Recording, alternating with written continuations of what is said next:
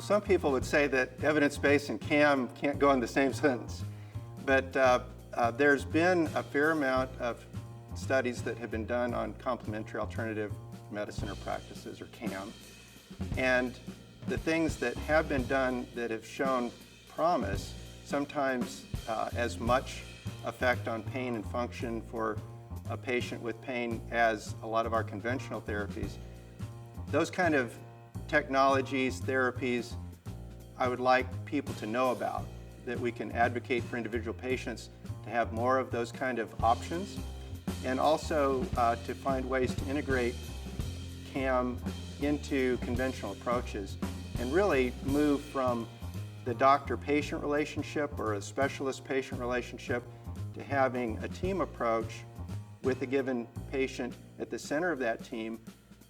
And I think CAM needs to be a part of that toolbox.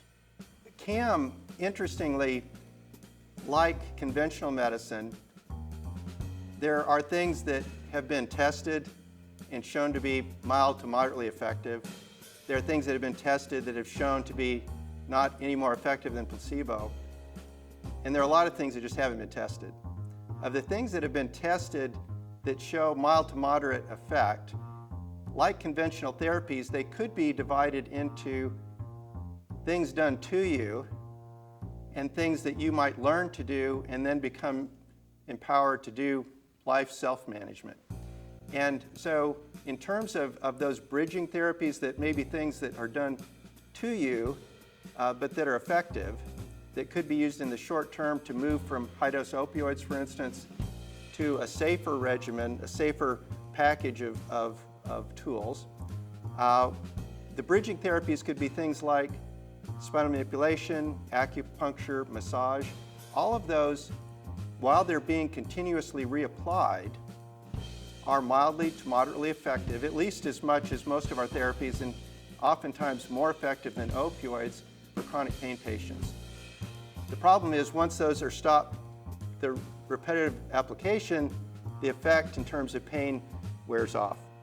There are another group of therapies that I'm calling active CAM as opposed to bridging CAM, and there are some of these that have proof of helping patients learn new life skills, and that might include things like the Alexander technique, which is probably our most evidence-based. It's coming out of the UK from 100 years ago. And other things like yoga, Tai Chi, Pilates, these kind of mindful movement therapies that are incorporating often movement with other lifestyle changes. And so I think that it's important for people to know that there are effective therapies from the CAM toolbox, and I would group them into bridging CAM and into active CAM. And I think they both have a place in helping a patient with pain move toward a more independent, full life.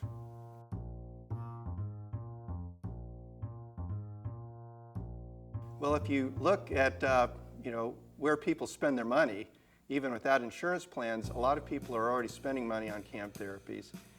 Out of pocket, it's maybe by word of mouth. Somebody has a sign up, they go try it out. As you know, a lot of patients with chronic pain are very frustrated. They're desperate, and they're reaching out for all sorts of things. They don't really care whether it comes with a conventional or CAM title. So I think patients that want CAM are extremely varied. If you ask which particular type of CAM, what kind of a patient might self-select for spinal manipulation, that may be a more broader group than is currently taking advantage of something like acupuncture, acupressure.